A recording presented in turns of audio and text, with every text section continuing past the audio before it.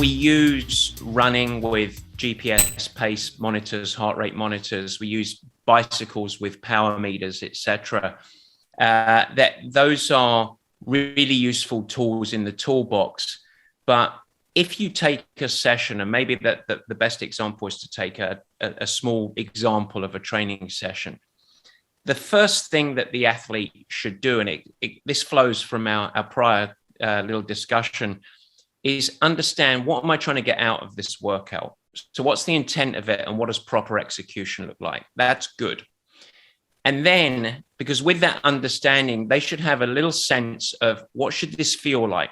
What's too hard? What's too easy? So on one end of the scale, if you're building something quite foundational, a bit more base building, it should be conversational. It should be soul filling. It shouldn't be, really suppressing the system. On the other side of the high intensity intervals, are you prescribing this to me, or am I planning this session where it should take me to failure? Probably not. Or should it be an 8 out of 10 effort around? And what should be the expected outcome based on my performance variables and current training? And it might be around here. So one of the things that I'm not a fan of is prescribing specifically by a number. Go and do it. Very occasionally we do it in extreme, but in the most times. So think there are many structured workouts that pre-program someone's rides and hold them to a fixed intensity.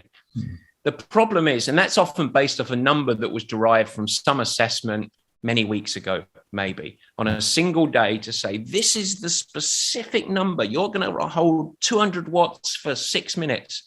And that's madness, because physiology is not building a bridge. It's not, it's chaotic. It's influenced, as we talked about, by lots of different stressors. And some days you might feel better than other days. Sometimes you might have accumulation of fatigue from life or prior training. So if you understand the intent, you understand what it should feel like, then you can go and execute it. And then what you have while you're executing is what I call the inner animal, what it should feel like, self-regulation.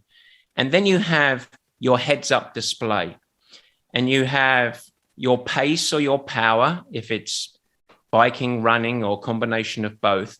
And that's a measure of your output. So the work that you're doing, and that's the output.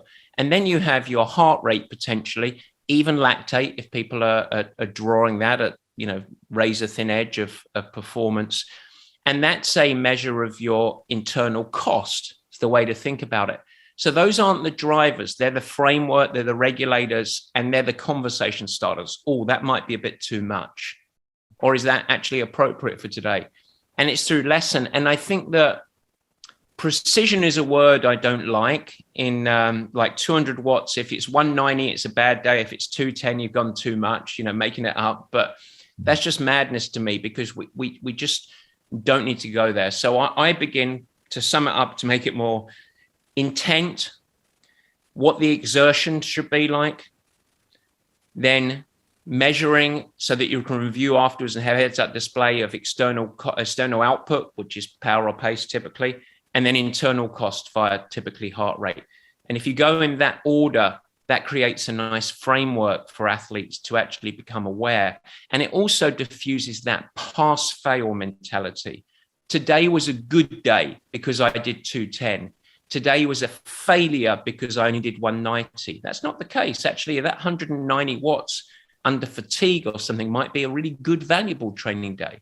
And so it tries to limit the pass-fail mentality of a training session. Hi, I'm Matt Dixon with Purple Patch Fitness, the founder and the head coach. Try and help people perform in life, but also bring a little bit of life to their athletics. And you are listening to the Physical Performance Show.